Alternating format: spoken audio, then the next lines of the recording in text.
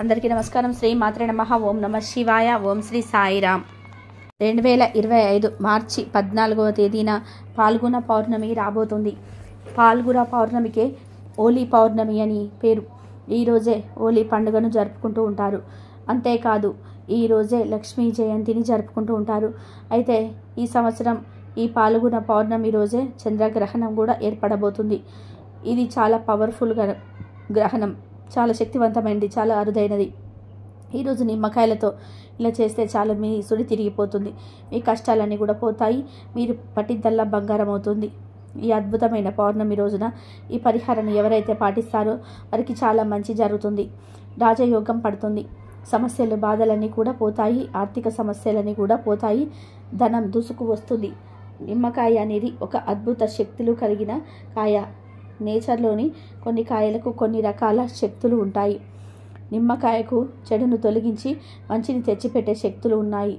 నిమ్మకాయ చూడడానికి చాలా చిన్నదిగా ఉంటుంది. దానితో పరిహారం చేస్తే చాలా అద్భుతమైన ఫలితాలు వస్తాయి. నిమ్మకాయకు శాస్త్రాలలో ఎంతో ప్రాధాన్యత ఇచ్చారు. దేవుళ్ళందరికీ కూడా నిమ్మకాయ అంటే ఎంతో ఇష్టం. నిమ్మకాయకు ఆగిపోయిన ధనాన్ని తిరిగి రప్పించే పవర్స్ ఉన్నాయి.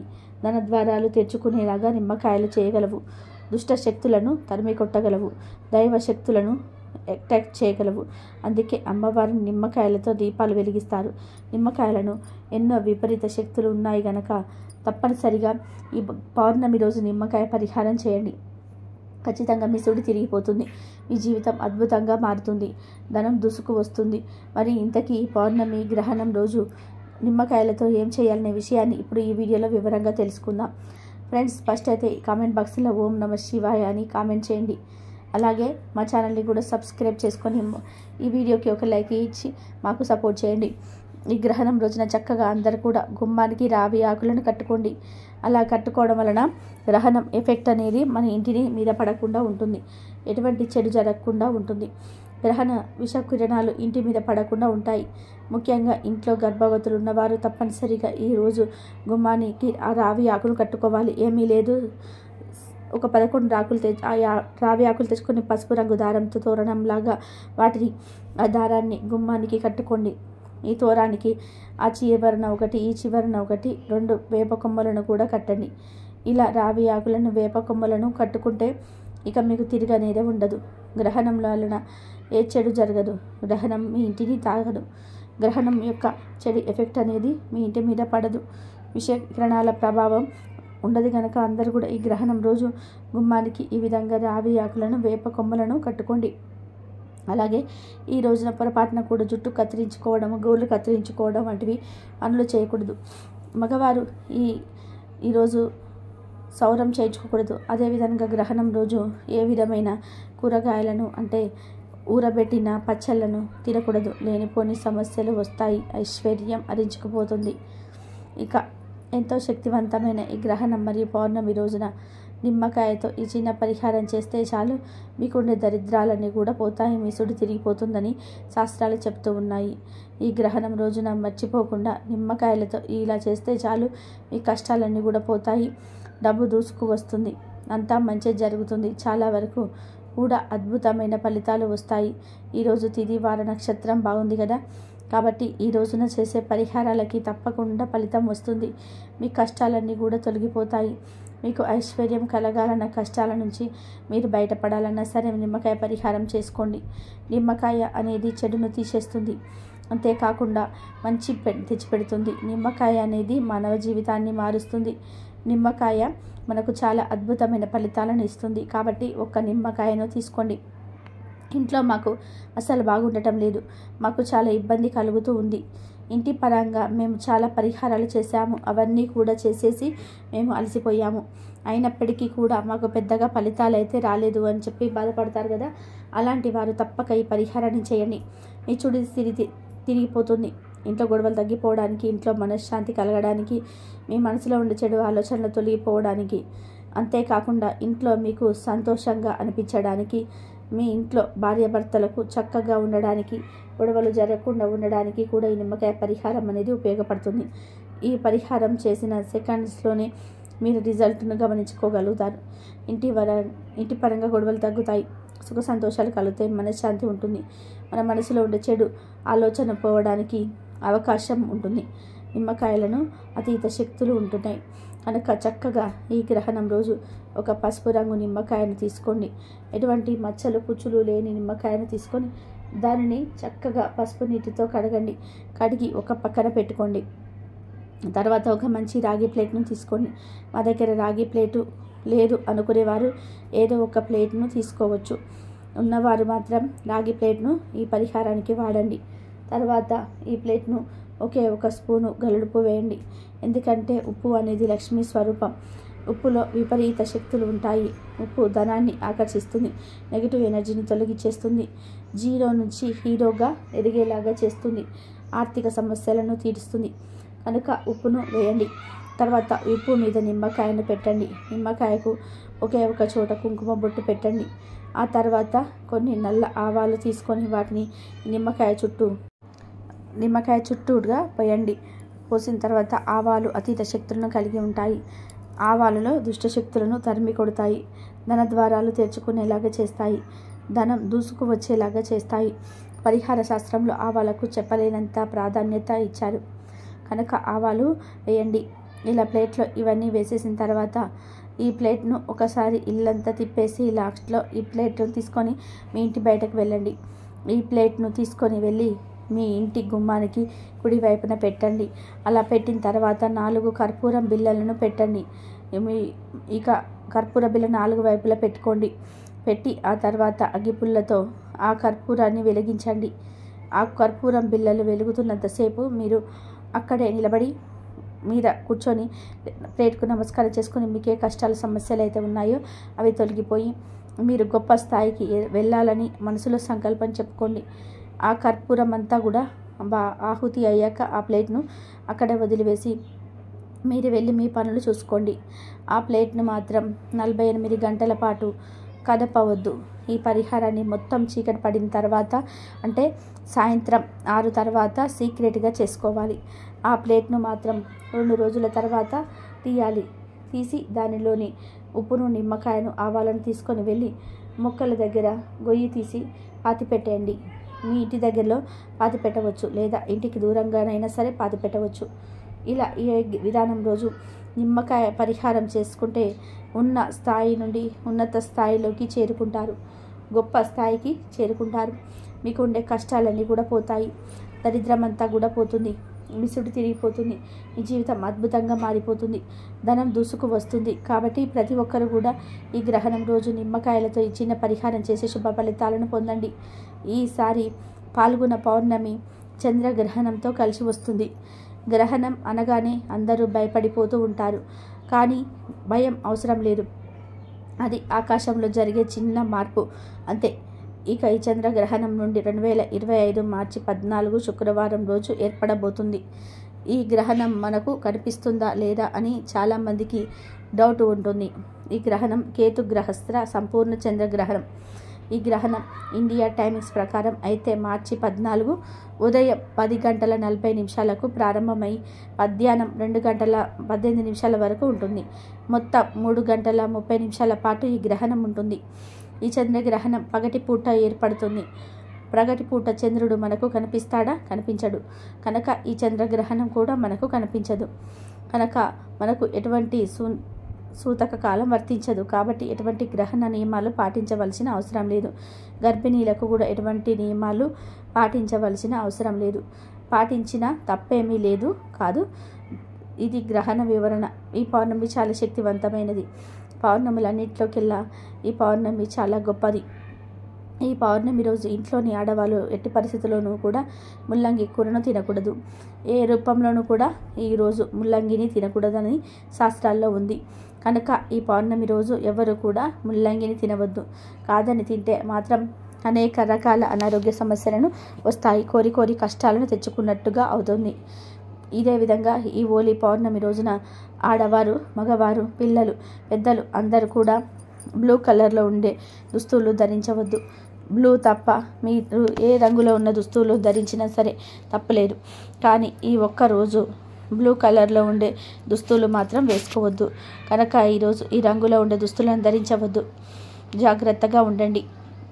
మన హిందూ సాంప్రదాయంలో ఆవుకి ఎంతో ప్రాధాన్యత ఉంటుంది.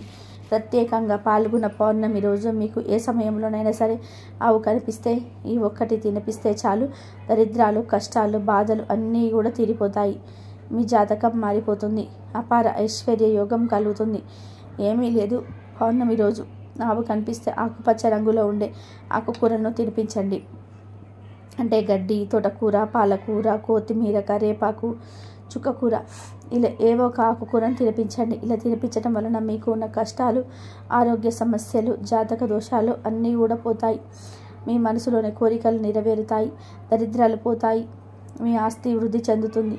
ధనలాభం కలుగుతుంది. లక్ష్మీ కటాక్షంతో అష్టైశ్వర్యాలు సిద్ధిస్తాయి. కనుక అందరూ గ్రహణంతో కలిసి వస్తున్న ఈ పౌర్ణమి రోజున ఆవుకు ఆకుపచ్చని కూరను తినిపించండి. వీటితో పాటు ఇంకొన్ని పదార్థాలను కూడా తినిపిస్తే మీ సుడి తిరిగిపోతుంది. బియ్యం పిండిలో బెల్లం, కొంచెం నీరు కలిపి గోవుకు ఆహారంగా పెట్టడం వలన మానసిక ప్రశాంతత కలుగుతుంది.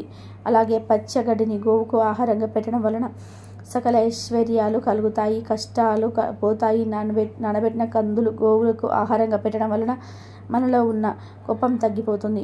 పౌర్ణమి రోజు నానబెట్టిన కుసుమ గింజలను గోవుకు ఆహారంగా పెట్టడం వలన మనం చేసిన పాపాలు దూరం అవుతాయి. నానబెట్టిన శనగలను ఈరోజు గోవుకు ఆహారంగా పెట్టడం వలన మనలో ఆధ్యాత్మిక చింతన ఏర్పడుతుంది.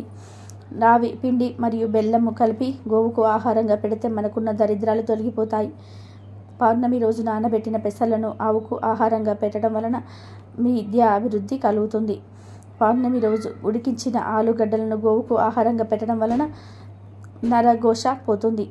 అలాగే ఈరోజు ఆవుకు క్యారెట్ ఆహారంగా పెట్టడం వలన వ్యాపార అభివృద్ధి చెందుతుంది. బీట్రూట్, పాలకూరను కలిపి గోవుకు ఆహారంగా పెట్టడం వలన ఐశ్వర్యం కలుగుతుంది. పౌర్ణమి రోజు గోవుకు ఆహారంగా పెట్టడం వలన శత్రువులు మిత్రులు అవుతారు. టమాటాలను ఆహారంగా పెట్టడం వల్ల వివాహ ప్రాప్తి కలుగుతుంది. ఈరోజు గోవుకు వంకాయకు ఆహారంగా పెట్టడం వల్ల సంతాన ప్రాప్తి కలుగుతుంది. పౌర్ణమి రోజు గోవుకు అరటి పండ్లు ఆహారంగా పెట్టడం వలన ఉన్నత పదవులు కలుగుతాయి. ఈరోజు బెండకాయను పెట్టడం వల్ల మనోధైర్యం కలుగుతుంది. దొండకాయను పౌర్ణమి రోజు గోవుకు పెట్టడం వల్ల మనోవ్యాధి తొలగిపోతుంది. జొన్న పిండి, బెల్లము కలిపి గోవుకు పెట్టడం వలన తెలివితేటలు పెరుగుతాయి. మినపపిండి మరియు బెల్లము కలిపి పౌర్ణమి రోజు గోవుకు పెట్టడం వల్ల ఐశ్వర్యం కలుగుతుంది. గోధుమ పిండి, బెల్లం కలిపి పెట్టడం వల్ల ఉద్యోగ ప్రాప్తి కలుగుతుంది. నానబెట్టిన పెసరపప్పు పెట్టడం వల్ల ఇంద్రియ నిగ్రహ శక్తి పెరుగుతుంది. నానబెట్టిన కందిపప్పు పెట్టడం వల్ల రుణబాధలు తీరిపోతాయి. నానబెట్టిన మినపప్పు పెట్టడం వల్ల సంపూర్ణ ఆరోగ్యాన్ని పొందుతారు. పచ్చిశనగపప్పు పెట్టడం వల్ల కుటుంబ కలహాలు దూరం అవుతాయి. శనగపిండి, బెల్లం కలిపి పెట్టడం వల్ల కోర్టు వ్యవహారాల్లో విజయం పొందుతారు. పౌర్ణమి రోజు గోవుకు నానబెట్టిన పొట్టు పెసరపప్పు పెట్టడం వల్ల బుద్ధి కుశలత కలుగుతుంది. ఇలా పౌర్ణమి రోజు ఈ పదార్థాలను భక్తితో గోవులకు సమర్పించుకుంటే మీకు ఉన్న సమస్యలు సులభంగా పోతాయి. తరగని ఐశ్వర్యం వస్తుంది. ప్రకృతిలో సరికొత్త సొగసు కనుల విందు చేస్తుందంటే అది వసంత ఋతువు ఆగమనానికి గుర్తింపు మాత్రమే కాదు, మనిషిల్లో ఉత్సాహానికి కారణమవు కూడా. ఎందుకంటే ఆ ఋతువులోని ఎండిన చెట్లు, కొమ్మలు, రెమ్మలు చిగురిస్తాయి. ఆ కొమ్మలపైన కుహు కుహు అంటూ మనసు పులకరించేలాగా కోయిలమ్మ మధుర గానాలతో వీళ్ళు విందులు చేస్తుంది. మరోవైపు ఆ పచ్చదనపు ప్రకృతి సోయగాలు, పుష్ప పరిమళ వికాసాలు అన్నీ ఏకమై ఆవిష్కరింపబడతాయి. ఆ ఆనందం మీద సమయాన చిన్న పెద్ద ఆడ మగ తేడా లేకుండా కుల మతాలకు అతీతంగా దేశవ్యాప్తంగా జరుపుకునే తొలి వేడుక హోలీ.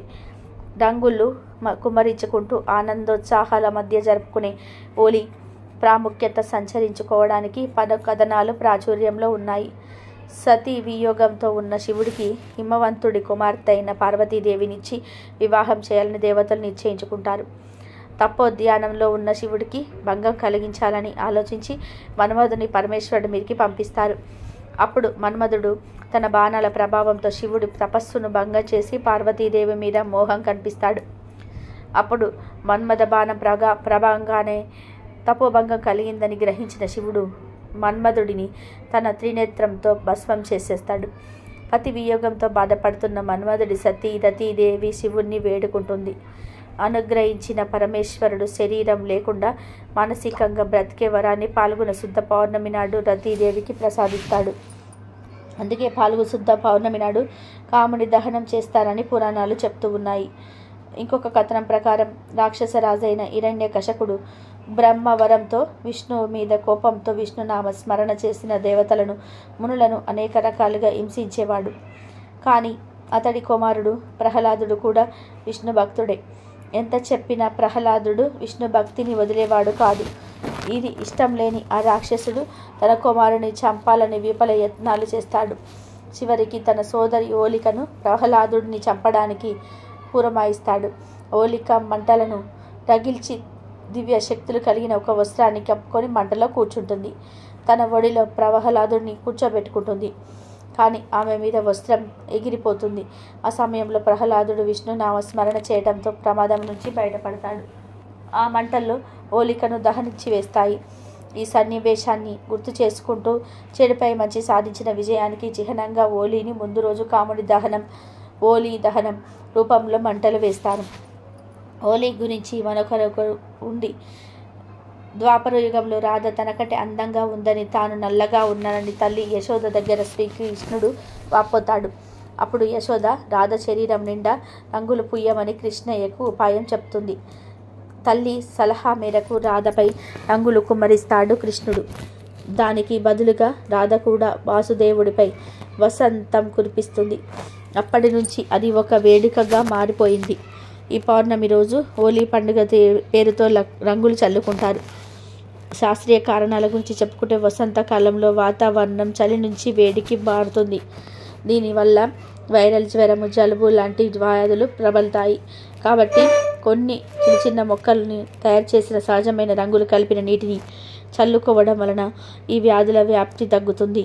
తడి రంగుల కోసం మోదుగా పువ్వులని రాత్రంతా మరిగించి అవి పసుపు రంగులోకి మారేంత వరకు ఉంచుతారు. అది ఔషధ లక్షణాలు కలిగి ఉంటుంది. అందుకని సహజమైన రంగు నీళ్లను, పొడులను చల్లుకోవడం వలన ఔషధలంలాగా పనిచేస్తాయి. సైన్స్ ప్రకారం ఈ కాలంలో వాతావరణంలో బ్యాక్టీరియా విపరీతంగా పెరుగుతుంది. హోలీ సందర్భంగా ఒక రోజు ముందు హోలికా దహనం కార్యక్రమాన్ని నిర్వహిస్తారు. దీనివల్ల బ్యాక్టీరియా తగ్గుతుందని సైన్స్ చెప్తుంది. అంతేకాదు ఈ సాంప్రదాయం వలన వాతావరణంలో ఉష్ణోగ్రత విపరీతంగా పెరిగి బ్యాక్టీరియాను తగ్గిస్తుందని, తద్వారా బ్యాక్టీరియా సోకే ప్రమాదం కూడా తగ్గుతుంది. నిపుణులు సూచించిన మరో శాస్త్రీయ కారణం ఏమిటి అంటే, మన దేశంలో ఈ సమయంలో శీతాకాలం పోయి వేసవి కాలానికి వస్తుంది. కాలానుకూల మార్పుల కారణంగా ప్రజలు అలసటకు గురి అవుతారు. అంతేకాదు సోమరితనం మరియు నీరసంగా ఉంటారు కూడా. ఈ సమయంలో హోలీ జరుపుకోవడం వలన ఈ సోమరితనం పోతుంది. ప్రజలంతా ఈ పండుగ సందర్భంగా ఇంట్లో నుంచి బయటకు వచ్చి హోలీ ఆడటం వలనే ఇదంతా జరుగుతుంది. రంగులు చల్లుకోవడం, స్నేహితులు మరియు కుటుంబ సభ్యులతో పండుగ చేసుకోవడం వంటివి మనసుకు ఆనందాన్ని ఇస్తాయి. అలాగే శరీరాన్ని పునరుత్తేజంగా మారుస్తాయి. ఈ పండుగ సత్యయుగం నుంచి జరుపుకుంటున్నట్టుగా హిందూ పురాణాలు చెప్తూ ఉన్నాయి. ఈ పౌర్ణమి రోజే లక్ష్మీదేవి జయంతి జరుపుకోవాలని పురాణాలు వెల్లడిస్తున్నాయి. ప్రతి మానవుడు ఆంక్షించేది లక్ష్మీదేవి కృపనే. ఆ మాత కృపతోటే మనకు ధనధాన్యాలు సమకూరుతాయి. తద్వారా సుఖవంతమైన జీవనం లభిస్తుంది. అందుకే ప్రతిరోజు లక్ష్మీదేవిని పూజించాలి, స్మరించాలి. లక్ష్మీదేవిని భక్తిగా ఆరాధించినంతనే ఆమె కరుణించదు. మనం నివసించే ప్రాంతాలని, ప్రదేశాలని ప్రతిరోజు శుభ్రంగా ఉంచుకొని ఇంటి ముందు రంగవల్లను తీర్చిదిద్దుకొని సాంప్రదాయాలను పాటించే వారికి ఆమె కటాక్షం లభిస్తుంది. లక్ష్మీదేవి కటాక్షం కోసం చేయవలసిన పూజలు, చదవలసిన మంత్రాల గురించి పురాణాలలో అనేక చోట్ల అనేక కథనాలు ఉన్నాయి. శంకరాచార్య లక్ష్మీదేవిని ప్రసన్నం చేసుకునేందుకు కనకదార శ్రవణం పఠించాడని, అప్పుడు లక్ష్మీదేవి ఆయనను కరుణించి బంగారు వర్షం కురిపించిందని ఒక గాథ. ఇలాంటివే ఎన్నో కథలు ఉన్నాయి. అపరిశుభ్రంగా ఉండే ఇళ్లలోనూ ప్రదేశాల్లోనూ లక్ష్మీదేవిని నివసించదని పురాణాలు చెప్తూ ఉన్నాయి. వాస్తవ జీవితంలో పరిశీలించిన ఇది నిజమేనని తెలుస్తుంది. అందుకే లక్ష్మీదేవి జయంతి రోజున కేవలం భక్తి శ్రద్ధలతో పూజ చేసి సరిపెట్టుకోకుండా నిత్యం మనం ఉండే ఇళ్లల్లో పరిసరాలను పరిశుభ్రంగా ఉంచుకోవాలి. పౌర్ణమి గ్రహణంతో కలిసి వస్తున్న రోజున కలబంద ముక్కతో ఇలా చేస్తే చాలు, దరిద్రం అంతా కూడా పోతుంది. 7 తరాలకు సరిపడా డబ్బు వస్తుంది. నీ జీవితం అద్భుతంగా మారిపోతుంది. నీ ఇంట్లో ఉండే నెగిటివ్ ఎనర్జీ మొత్తం కూడా పోతుంది. ధనం దూసుకు వస్తుంది. ఎందుకంటే కలబంద మొక్క అంటే లక్ష్మీదేవికి ఎంతో ఇష్టం. కలబంద మొక్క దేవత స్వరూపంగా పరిగణింపబడుతుంది. కనుక ఈ పౌర్ణమి రోజు కలబంద మొక్క పరిహారాన్ని ఆచరిస్తే తిరిగి లేని ఫలితాలు వస్తాయి అని శాస్త్రాలు చెప్తున్నాయి. పౌర్ణమి రోజు కలబంద మొక్కను తెచ్చుకొని పరిహారం చేస్తే మీ సుడి తిరిగిపోతుంది. కలబంద మొక్క గురించి అందరికీ తెలుసు. కలబంద మొక్కను ఇంటి దగ్గర పెంచుకుంటే దిష్టి తగలకుండా ఉంటుంది. అంటే కలబంద మొక్కను మీ ఇంటి ముందు పెంచుకోండి. ఇలా పెంచుకోవడం వలన మీకు మరియు మీ ఇంటికి ఎటువంటి దిష్టి తగలదు. ఎందుకంటే కలబంద మొక్క దిష్టి దోషాలను స్వతహాగా రాగిస్తుంది.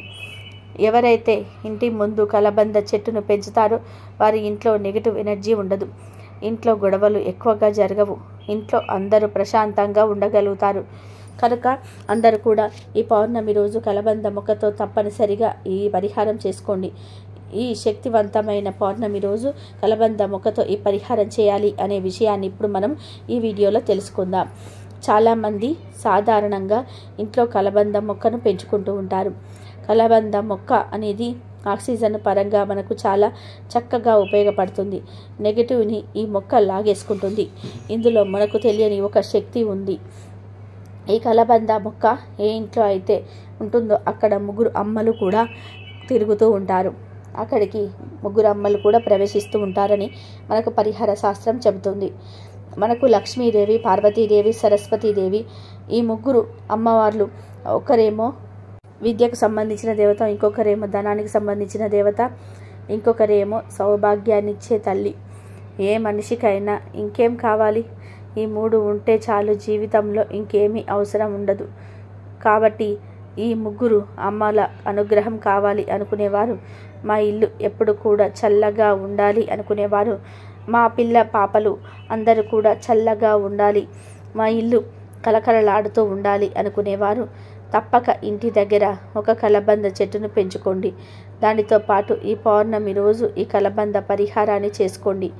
కలబంద మొక్క గురించి మనందరికీ తెలిసిందే కదా. ఈ పౌర్ణమి రోజు కలబంద మొక్కతో ఈ యొక్క పరిహారం చేసుకోవడం వలన అదృష్టం మిమ్మల్ని వరిస్తుంది. మీ అంత అదృష్టవంతులు ఎవరు ఉండరని మనకు పరిహార శాస్త్రం చెప్తుంది. ఈ కలబంద మొక్క పరిహారం చేయటం వలన ధనానికి ధనం వస్తుంది. జనాల ఏడుపు అంతా కూడా పోతుంది. నెగిటివ్ ఎనర్జీ అంతా కూడా పోతుంది. ధన సమస్యలు, ఆర్థిక సమస్యలు, అప్పుల బాధలన్నీ కూడా పోతాయి. ఈ రోజుల్లో చాలామంది ధన సమస్యలతో, అప్పుల బాధలతో సతమతమైపోతూ ఉన్నారు. ఆ సమస్యల నుండి ఎలాగైనా సరే బయటపడాలని చాలామంది అనుకుంటూ ఉంటారు. అలా చాలామందికి తెలియక ఇబ్బంది పడిపోతూ ఉంటారు. ఏం చేస్తే మా సమస్యలు పోతాయని భావిస్తారు కదా. అలాంటి వాళ్ళు ఇప్పుడు మనం చెప్పే విధానంగా ఈ కలబంద పరిహారం చేసుకోండి. అలా చేస్తే మీ సమస్యలు అన్నీ కూడా పోతాయి. జనాల ఏడుపు అంతా కూడా పోతుంది. పేదరికం అనేది కూడా తొలగిపోతుంది. మీపై, మీ ఇంటిపై ఉండే భయంకరమైన నరదిష్టి కావచ్చు, నరఘోష కావచ్చు, అనేక రకాల అనర్థాలు కావచ్చు, అవన్నీ కూడా తొలగిపోతాయి. ఎంతో శక్తివంతమైన ఈ పౌర్ణమి రోజున కలబంద మొక్కతో ఈ పరిహారం చేసుకుంటే నరదిష్టి అంతా కూడా పోతుంది. ధన సమస్యలు, అప్పుల బాధలు కూడా, గొడవలు అన్నీ కూడా మీకు దూరం అయిపోతాయి. చక్కగా ధనలాభం కలుగుతుంది. కలబంద మొక్కకు దిష్టిని తొలగించే అద్భుత శక్తులు ఉంటాయి. అంతేకాదు కలబంద మొక్క మన కష్టాలను తీర్చగలదు. మన జీవితంలో ఉండే అన్ని రకాల దరిద్రాలను కూడా తొలగించగలదు. కలబంద మొక్క చాలా అద్భుతమైన పరిహారాలను కూడా మనకు ఇస్తుంది. ధనం లేకపోవడం ఒకటే కాదు, మంచి ఆరోగ్యం లేకపోవడం కూడా దరిద్రమే. మన దగ్గర అన్నీ ఉన్నా వాటిని తినలేకపోవడము దరిద్రమే. ఇంట్లో మనశ్శాంతి లేకపోవడము, ఇంట్లో గొడవలు జరగడము, పెళ్ళి కాకపోవడము, పిల్లలు లేకపోవడము, పిల్లలు ఉన్న మాట వినకపోవడము, పిల్లలు తల్లిదండ్రులకు బాధ పెట్టడము, ఇవన్నీ కూడా దరిద్రాలే. చాలామంది కేవలం ధనం లేకపోవడాన్ని దరిద్రం అని అనుకుంటారు. కానీ కాదు, దరిద్రం చాలా రకాలుగా ఉంటుంది. ఇలా మీకు ఏ దరిద్రాలు ఉన్నా ఆ దరిద్రం తొలగిపోవాలంటే ఈ పౌర్ణమి రోజు చక్కగా ఈ కలబంద మొక్క పరిహారాన్ని చేసుకోండి. చాలా మంచి శుభ ఫలితాలు వస్తాయి. కాబట్టి అందరూ కూడా కలబంద మొక్కతో ఈ పరిహారం చేయండి. చేస్తే చాలా చాలా మంచి రిజల్ట్ వస్తుంది. ఇంట్లో పిల్లలకు ఆరోగ్యం బాగుండటం లేదు, అనారోగ్య పాలు అవుతున్నారు అని బాధపడేవారు భార్యాభర్తల మధ్య గొడవలు జరుగుతున్నాయని దిగులు పడేవారు, ధనం చేతిలో నిలవటం లేదని భావించేవారు, అలాగే మా ధన సంపాదన పెరగాలి, కూర్చొని తిన్న తరగని ఐశ్వర్యం రావాలి అని కోరుకునేవారు. ఇలా అందరూ కూడా ఈ కలబంద పరిహారాన్ని చేసుకోవచ్చు. ఎందుకంటే ఈరోజు తిది వారం బాగుంటుంది కదా. కాబట్టి ఈ విధంగా చేసుకోవడం వలన ఏంటంటే మంచి ఫలితాన్ని మనం చూడగలుగుతాము. కావున ఈ పౌర్ణమి రోజున ఈ కలబంద పరిహారం చేయండి. ఈ పౌర్ణమి రోజు కలబంద ముక్కతో ఈ పరిహారం చేసుకుంటే ధనానికి ధనంతో పాటు ఆ ముగ్గురమ్మల ఆశీర్వాదం కూడా మనపై పడుతుంది. వారి యొక్క ఆశీర్వాదంతో మనకు సకల శుభాలు చేకూరుతాయని పరిహార శాస్త్రం చెబుతుంది. కాబట్టి కలబంద ముక్కతో ఈ విధంగా ఆచరించుకోండి. అసలు ఏం చేయాలి అంటే ఏమీ లేదు. ఈ పౌర్ణమి రోజు చక్కగా సాయంత్రం 6 తర్వాత ఈ పరిహారాన్ని చేసుకోండి. పగటి పూటే ఒక కలబంద మొక్కను పీకి తెచ్చుకొని ఒక పక్కన పెట్టుకోండి. సాయంత్రం 6 దాటిన తర్వాత ఈ కలబంద మొక్కను తీసి పసుపు నీటితో కడగండి. తర్వాత ఈ కలబంద మొక్కను తీసుకొని వెళ్ళి ఒక ఎర్రటి రంగు వస్త్రంలో వేయండి. వస్త్రంలోనే ఒక గోమతి చక్రాన్ని కూడా వేయండి. ఎందుకంటే గోమతి చక్రం అంటే లక్ష్మీదేవికి ఎంతో ఇష్టం. గోమతి చక్రానికి కష్టాలను తొలగించే శక్తులు ఉంటాయి, ధనాన్ని ఆకర్షించే శక్తులు ఉంటాయి. గోమతి చక్రాలు పూజా స్టోర్స్లలో దొరుకుతాయి. కాబట్టి ఒక గోమతి చక్రాన్ని తెచ్చుకొని క్లాత్లో వేయండి. ఆ తర్వాత ఒక రూపాయి బిళ్ళను కూడా ఈ వస్త్రంలో వేయండి. రూపాయి బిళ్ళ అంటే ధనం గనక రూపాయి బిళ్ళను వేయడం వలన ధనం ఆకర్షింపబడుతుంది. ఇక చివరిలో ఒక నిమ్మకాయను కూడా ఈ క్లాత్లో వేయండి. ఎందుకంటే నిమ్మకాయకు చాలా పవర్స్ ఉంటాయి. నిమ్మకాయకు నెగిటివ్ ఎనర్జీని లాగేసుకునే శక్తి ఉంటుంది. మీ జీవితానికి మార్చేసే శక్తి నిమ్మకాయకు ఉండడం కనుక వీటన్నిటిని క్లాత్లో వేసి మూతలు కట్టండి. ఆ మూటకు ధూపాన్ని చూపించి ఈ మూటను తీసుకొని వెళ్ళి పూజ గదిలో ఒక మూలన పెట్టండి. ఈ మూటను అలాగే వదిలివేయండి. అలాగే ఆ మూటకు మీకు పూజ చేసుకున్నప్పుడల్లా ధూపం వేస్తూ ఉండండి. ఇలా కలబందను మూట కట్టి అక్కడ పెట్టడం వలన మీ ఇల్లంతా దైవిక శక్తులతో నిండిపోతుంది. ధన సమస్యలన్నీ కూడా పోతాయి. మీ ఇల్లంతా ఐశ్వర్యంతో నిండిపోతుంది. మరి ఇలా పెట్టిన మూటను ఎప్పుడు తీయాలి అంటే ఒక నెల రోజుల తర్వాత తీసేసి ఆ మూటను ఇప్పకుండా తీసుకొని వెళ్ళి పారే నీటిలో పడేయండి. ఇలా ఒక పౌర్ణమి రోజు ఈ పరిహారం చేస్తే చాలు, మీకు ఉన్న దరిద్రం అంతా కూడా పోతుంది. తరతరాల వరకు తరగని ఐశ్వర్యం వస్తుంది. ధనం దూసుకు వస్తుంది. కష్టాలన్నీ కూడా పోతాయి. లక్ష్మీదేవి అనుగ్రహం కలుగుతుంది. కనుక అందరూ కూడా ఈ శక్తివంతమైన పౌర్ణమి రోజు కలబంద మొక్కతో ఇచ్చిన పరిహారాన్ని చేసి శుభ ఫలితాలను పొంది ధనానికి లోటు లేకుండా ఆనందంగా జీవించండి. కాబట్టి కలబంద పరిహారం అందరూ ప్రతి ఒక్కరు చేసుకోండి. ధనం చేతులు నిలవట్లేదని బాధపడేవారు, అలాగే మా ధన సంపాదన పెరగాలి, కూర్చొని తిన్న తరగని ఐశ్వర్యం రావాలి అనుకునేవారు ఈ పరిహారం చేసుకోండి. ఈ వీడియో వస్తే లైక్ చేయండి, షేర్ చేయండి.